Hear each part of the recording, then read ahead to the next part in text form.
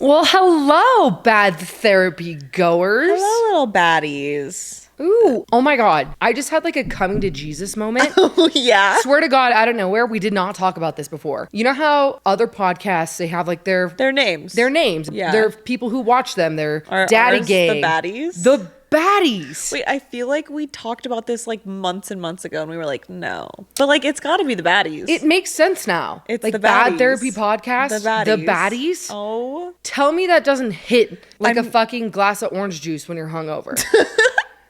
I'm so glad I could invent that for us.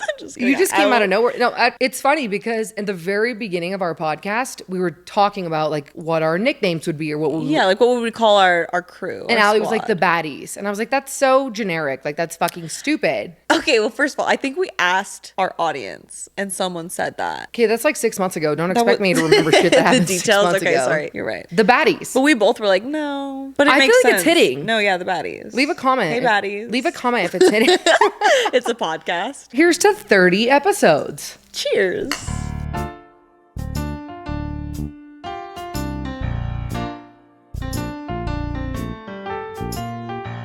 Welcome to Bad Therapy Podcast, episode number fucking 30. 30.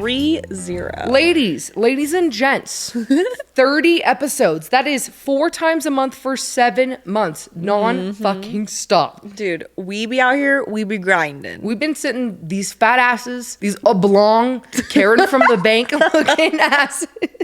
Okay, to clue you guys in on what that means, I haven't been hitting the gym and I got like a little angle of my ass to be, specific. And I just was like, damn, I look like Karen from the bank. That oblong booty. Oblong booty. Like, I'm not, for some reason, that hit me in my core, like, as just deeply hilarious. Oblong, because like a Karen is like an oblong booty. Yeah, that's me right now. And honestly, we've been saying it all night because it's funny, but I'm a bit scarred from what I saw.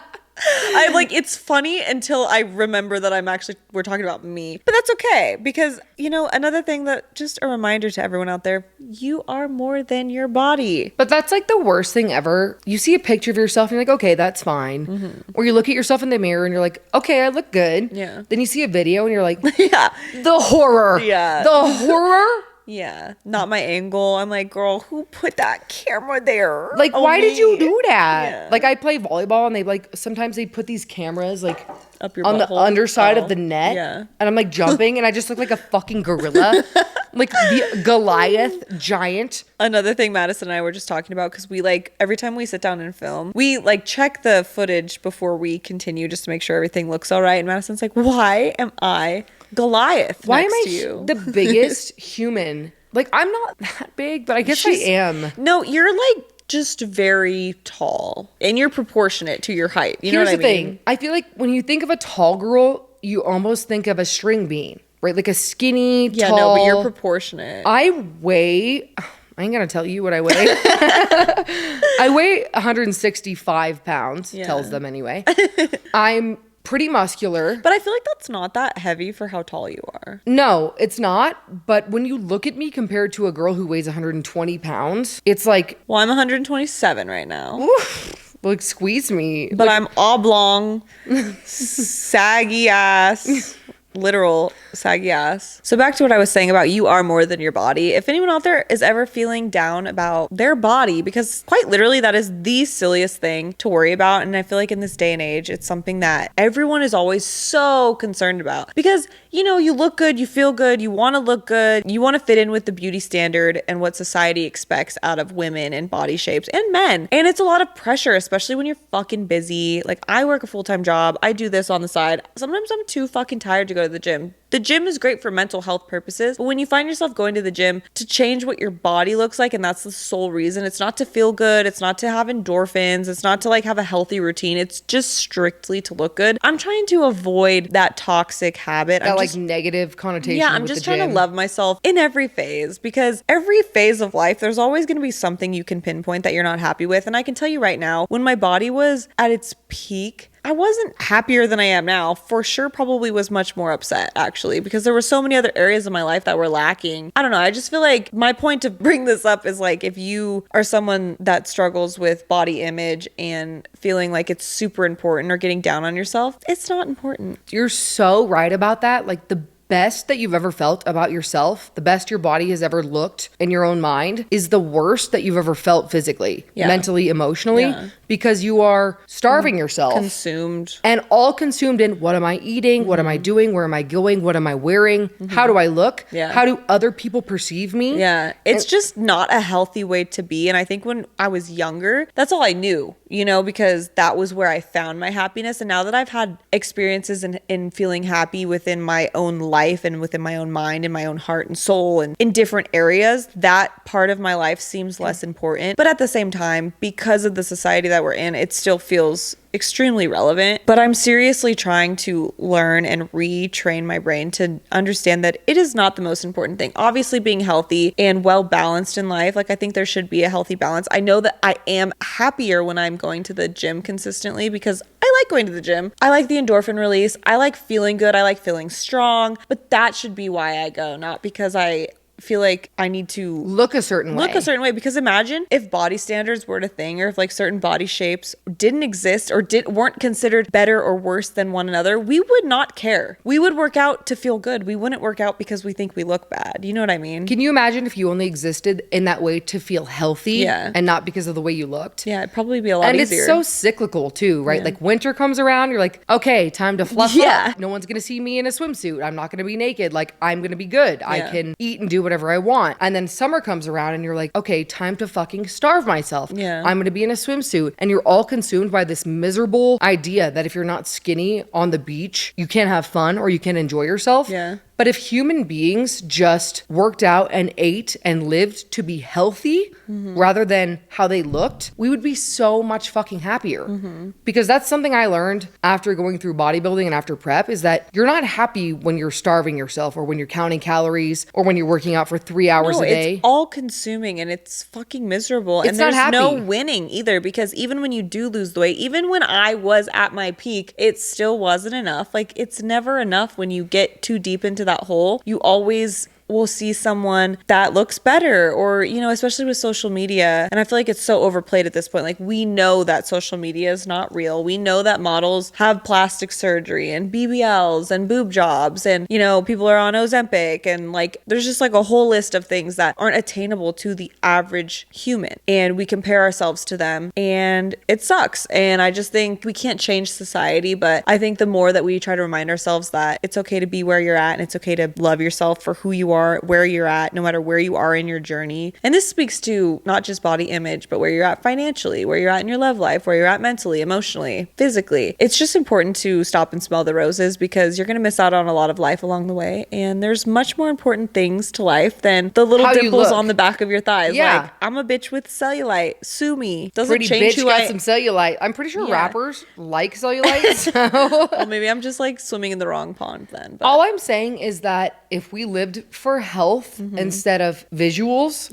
everyone would be a hell of a lot happier. Agreed. So excuse our little pre-podcast rant that every week said, pardon-moi, the pre-podcast rant. Well, because we usually sit around and catch up and just chat about life before we get into the topics and actually start podcasting with what our plan is for the pod. And that was just something that we had been talking about right before we started. And I felt like it was relevant and relatable, so I wanted to touch on it. But now, right into our topics of the night. So aside from body image and how society has us all fucked up in so many different areas and aspects of life, I want to talk about something that has really helped me and something that I've had to learn along the way, being someone that's a very anxious person, especially in relationships and situations, and someone that's very emotional and very reactive. The most powerful tool you have is your silence. Your silence speaks louder than any words ever could. If you are able to control yourself and your emotions in moments of pain and stress and heartache and just walk away unbothered instead of reacting to how you might feel, that is so powerful. And I promise you, your silence is more intimidating than you reacting, because leaving somebody wondering why you have pulled back your energy or withdrawn from them rather than laying it all out on the table for them in a reactionary way will have them so much more bothered. You will be on their mind. They'll be thinking like, where is this person? What did I do? They'll start overthinking every last thing they've said to you. Whereas reacting to your emotions, explaining, begging, pleading for someone to care or feel bad about what they've done, where if you just walk away, find your peace, find your power, use your silence, that is fucking powerful. Well, and that's the thing about silence, is it really is so powerful, because think about this. You text somebody and you're waiting for them to respond. What is worse than the anxiety of waiting for someone's response? It's terrible. Their response could not possibly be worse than the anxiety that you feel waiting for them to say something to you. And something that I've noticed about myself, because I am the type of person that replies immediately if I'm engaged in a conversation, or if I want to talk to somebody. And so when they don't respond back to me, I immediately go down the rabbit hole of like, they're not interested, because nobody's that busy, right? So that stresses me out. But in a situation, a relationship, or something where you feel like, and I don't like to use the word power or control like in a negative way, because it's not a manipulative thing. No, it's just human conversation. It's like the way that I would describe it is like when you feel like you've lost control of yourself. How to gain control of yourself back is to kind of put yourself back in a position of power. And again, that sounds so cynical. That's not what it's intended to be. Like, it's not to hurt the other person, but it's truly just to, well, it's kind of like a psychological thing, so you right? don't lose control of yourself. It's like the absence Absolutely. of you makes someone wonder where you are, makes them miss you, makes them think about you. If you're so available all of the time, if you're texting back right away, and it's not like you have to play these games, right? Because with the right person, you don't have to play games. But if you're in a situation where, like I have been many, many, many times, and you feel like you've gotten yourself into a hole in a relationship where they're sick of hearing from you, but you want to hear from them. The reason I wanted to talk about this is because something recently in my life actually happened. And let me just preface this by saying, I am that bitch that sucks at being silent. Like, if I'm upset about something, you're gonna say something. I'm gonna say something. If you're not texting me back, I'm gonna be like, why the fuck are you not You're gonna responding? blow you the fuck up. Yep. Maybe not blow you up, but like, I'm just the type of person that I'm gonna speak my mind on how I'm feeling. And sometimes that's good and sometimes that's bad. I'm learning there's a balance in life. But I was recently in a situation where, like I had just said, I felt like I had basically driven this situation into the ground with how much I was trying to communicate to this person. And this person had kind of gotten to a place where he had voiced he needed space, he needed time. And I finally was like, you know what? I'm not receiving the effort that I'm giving that I deserve. I'm done. Like, why am I trying so hard for this person that clearly doesn't care if I text him or not, because he doesn't text me back in a timely manner. If he does, it's very dry. It's not reciprocated. It's not reciprocated. So I made the decision to just remove myself. I didn't respond to the last message that he sent. And granted, like, it wasn't a very long time between here and there when we last spoke. But I think because I was so the opposite throughout our entire relationship, situationship, whatever, I was always the one to reach out. They learn the patterns within you. Like, if you are the type of person that reaches out, resolves things, needs to talk to someone, is very anxious, like, they expect you always there to reach out, to always be there, to be like crawling at their feet, knocking on their door, waiting for them, pleading for them. I pulled back my energy, and I'll say I did not pull my energy back with the intention of it maybe bringing him back or working like reverse psychology where he would be like, oh, now I miss her because she's gone. Like, I pulled it back because I was like, fuck this. Because you were done better. feeling like that. I was done. Yeah. I was like, this is done. However, a couple weeks went by and the tables kind of turned a little bit. I'm not going to lie. And a conversation that we had was like, he's like, well, I just feel like you're over me. And I was like, well, that's just not how it works, actually, because it hasn't been that long. I can't just flip a switch. What I was over was it not being reciprocated. My point with telling the story is that it's the silence. It was the silence. It was the walking away in silence and giving them their silence. I've said this before on the podcast. That's my new favorite fucking phrase on this podcast. If they want space, take a mile of it. Take a fucking mile. Be careful what you wish for, for, because if that's what you want, then that's what you're going to get. Well, and absolutely, I actually can totally speak to this because I was in a situationship one time where the guy was always saying he loved hard to get women. Hard to get. He loved girls who were out of his reach. I'm like, what the fuck do you mean? Are you 12 years old? Right. Like what fun is that for you? Does that feel good? And the relationship was always so hostile. Right? Because we had this interpretation of each other that we were always trying to play games and we were always out of each other's reach. But it really came down to the fact that he wanted a woman who was not like super available, doting, not available. Okay, well, I will speak on that situation because I feel like there is a difference between an emotionally unavailable man, someone that's not in a place where they deserve or are seeking a healthy relationship, and then there's the situation that you might be in with a partner and something has gone wrong and there might need to be space and time for like the dust to settle, to recoup, and you might not want to give that space because giving space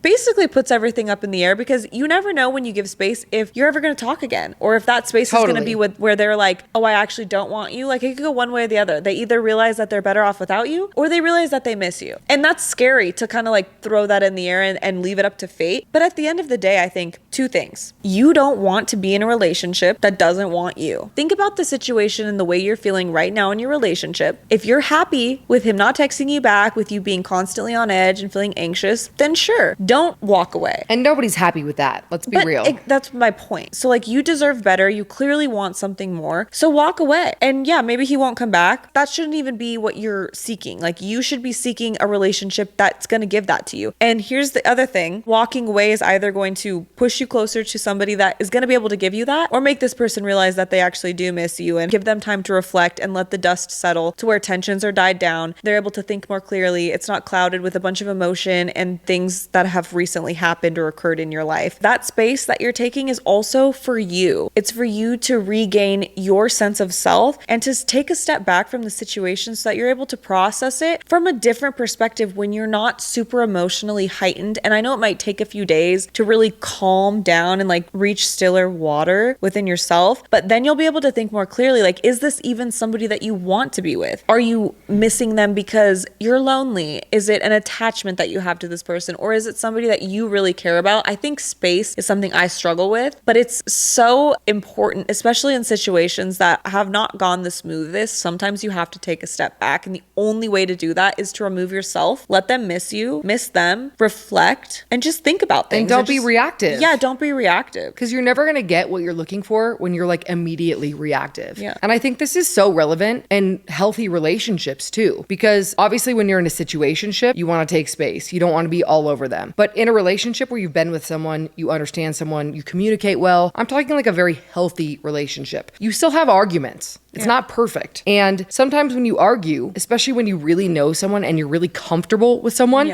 you want to jump down their fucking throat. Yeah. They want to jump down yours. And that's why arguments can get so elevated because you are reactive. You're both reactive. And I've noticed a difference between women and men, me and my partner specifically. He wants to take space, right? We get in an argument. He wants 5 minutes. He wants 10 minutes. He wants whatever he wants. You want to deal with it I want immediate fucking resolution. Yeah, me too. I'm mad. I'm heightened. I want something from you. I concede, bitch.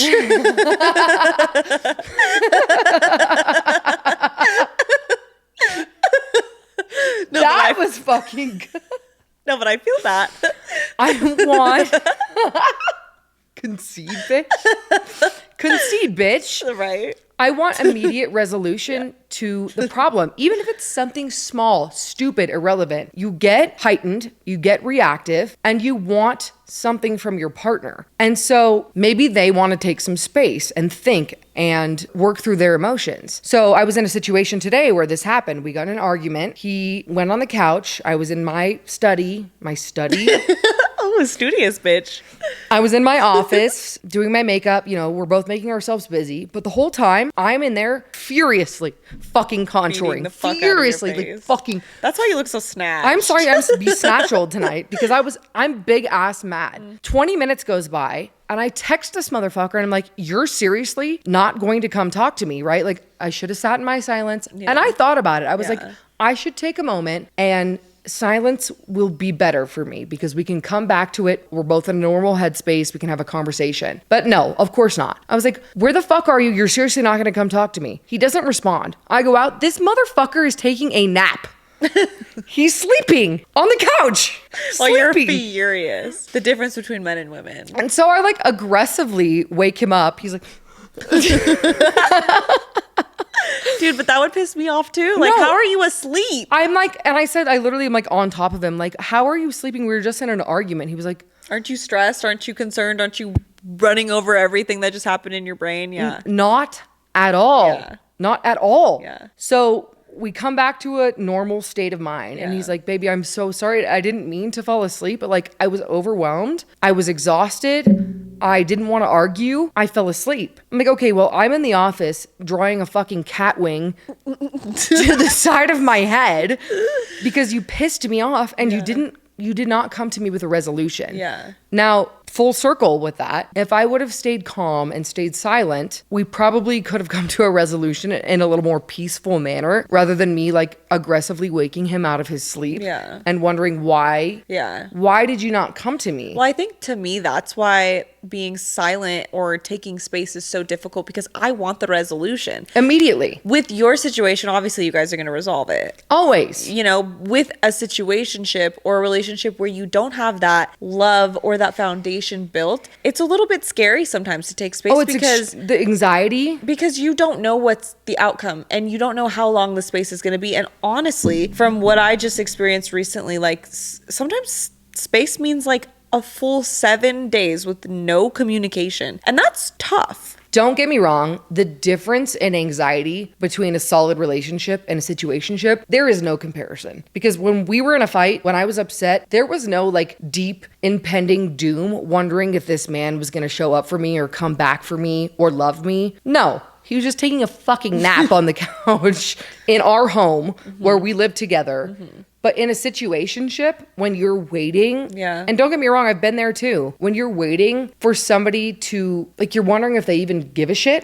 Or if they're going to come back at all. And as a woman too, like dealing with men, because they might give a shit, but the way that they deal with it is so different. Women, we sit there and we stew and we stress and it's all we can think about. Men very easily distract themselves. They take a to the point where nap. They just take naps, like as if everything's fine. To us, it's like, how the fuck are you taking a nap right now? I can't even fall asleep at night. It's day 7. I'm literally up for a week straight. Literally. And that is, I think, the hardest thing for me because I'm so the opposite. But yeah, having to just understand, like, it makes me feel better to know that your man, which he seems like a pretty level-headed dude, also reacts the same way as like every other man I've ever been with. At least it's a universal thing. There is such a significant difference in the way that men and women handle confrontation. We need answers. We need something to give us a resolution. And men are so willing to have time and space. And that's why when you give them time and space, they freak the fuck out a little bit. Yeah, because they're expecting you to be the one freaking out. Freaking out on them. And when you really just say, okay, you want some space, baby? You can have some space, baby. You want an inch? Take a mile.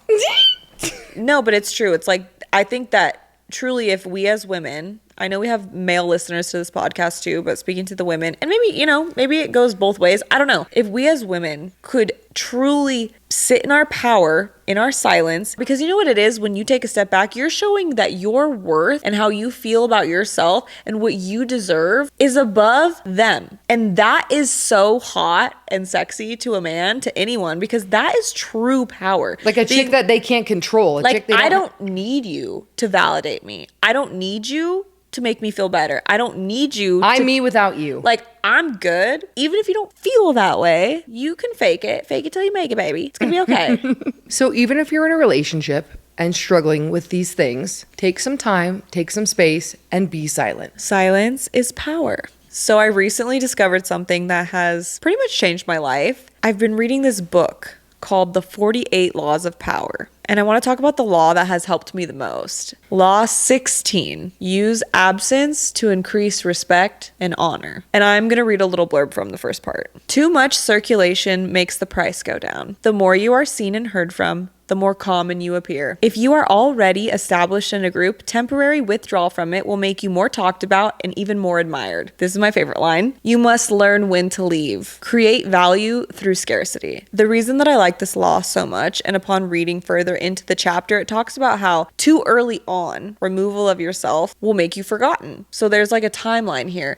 But if you are in a situation where you feel maybe you're not being respected, maybe you're not being valued, taking back your energy, taking a step back adds value to you. Scarcity increases value. And if you think about it, there are so many common phrases that we use that embody this theory. For example, distance makes the heart grow fonder. And if you think about it from a personal perspective of your own life, whenever someone disappears, pulls back their energy, is hard to get, what do you want? You want more. You're more interested. They're mysterious. You're wondering what they're thinking. You're wondering where they are. Why are they too busy for you? Like, it goes hand in hand with making yourself too available to somebody. If you're too available, there's no mystery there. And that's not to say you're playing a game. It truly is to establish your value within somebody. Because here's the thing. If you disappear from somebody's life and they don't miss you, then they didn't value you to begin with. But if someone, for whatever reason, gets a little too comfortable, they see you too much, they hear from you too much, you're too, I don't want to say too available. They know you're going to be there. If you disappear and they do value you, your absence will be known. Your absence will be loud. Your silence will be loud as fuck. And I just think that's such an important thing for all of us to remember as we go through life, that we are valuable, and the people that do value us will value us when we're not around. Well, and like, I think that's so relevant. As we get older, we all have friendships that kind of fizzle throughout the years, and sometimes you feel like you're putting more into them than they're putting into you. Maybe it's your friendships from high school, maybe it's your party friends, I don't know, whatever the situation may be, where you feel like you are giving, or you disappear and then it just fizzles out. Right. You're there, you're the one that's giving, and then you stop and it's done. Then it was nothing. And that is something that I realized with, especially in my friendships as an adult, is if you are not having a reciprocative relationship where you're both giving, if you pull back and there's nothing, there was never anything to fucking begin with. And in terms of romantic relationships too, because I feel like that is kind of where, obviously, and however this resonates for you. For me, this law has been the most helpful in my romantic relationships, being somebody that is an anxiously attached human being, being able to take a step away and use my absence as a tool almost, not like to manipulate anybody, but to just like see if someone gives a fuck, you know, but to really use that. The thing that this book talks about is the timelines in which you do things. You cannot beat something into the ground and then disappear and expect them to want you or miss you or value you. You have to leave. You have to walk away. You have to know when to walk away before you devalue yourself by making yourself seem desperate, needy. You need them to survive. Like, we've all been there. Believe me, I've been there. There is a time, and we are all capable of knowing when that time is. When the first, second, I'll give you the third time that you've communicated how you feel, you're not getting the reciprocation you deserve in a relationship, situationship, that is when you decide to leave. You don't stay for the 9th, 10th, 11th, 12th, 13th, 14th, 17th time and then leave and expect this to work. Granted, sometimes it might. I think this law is the most useful in the right timing. If you feel like you are losing control of a situation, losing your power in a situation, walk away. And like, let's be for real, when you do it in the right timing, like you said, specifically in the right timing, they always come back. Mm-hmm. And I've been like, people always say, oh, they always come back. I was like, they never come back. What I realized, you waited too long. Because I beat that shit into the ground. And had I just walked away the first time that I felt like I deserved better, maybe I would have had chance of salvation. Granted, you don't want to salvage something that isn't worth it. But speaking in terms of like walking away with your fucking dignity, at least you can do that at the end of the day. Well, and if a man is not making your life easier, if a man is making your life more difficult or making you insecure or making you fight for the relationship, he's not your man in the first place. Like, walk away from that man. It's not worth it. Period, sis. And that's that on Bad Therapy episode number 30. Thanks for joining us this evening for another Rantala podcast. Rantala podcast. Here's our little shit bud. Yeah, we never really talked about, in the beginning of this pod, we would always have a centerpiece. Like a fun little trinket in the middle of the pod. That's the dog toy, our poop dog toy. Welcome to Bad Therapy episode 30. Goodbye, episode 30. Goodbye, episode 30. We'll see you next week, baddies. Baddies! Cheers!